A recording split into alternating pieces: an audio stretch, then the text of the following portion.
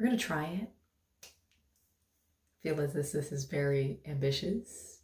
I'm gonna try and do it all within an hour. So you would think it's gold all over the face, but it's actually silver, copper, gold. So I'm gonna be using Snazaroo, setting it with pigment powder. Got silver that I'm gonna use on the top, and I also got copper from Sarazar Cosmetics. I'm bringing it down my neck. Now I'm gonna even it out with a sponge. All right, so we're starting with the silver powder up top. All right, pretty good. Moving on to copper. I feel like I look like one of those YouTubers in the 2010s that were doing like the full face of highlighter. And even though the gold is pretty metallic at the bottom, I'm gonna add gold shimmer at the bottom as well. All right, next, solid black brows with a blue shimmer gel liner to do it. All right, and now we're going to set it with some blue shimmer powder. Red under eyes, blue outline underneath as well.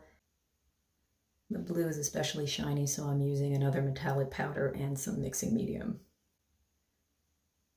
So they have like sequins essentially all over the lips, which I'm not gonna do.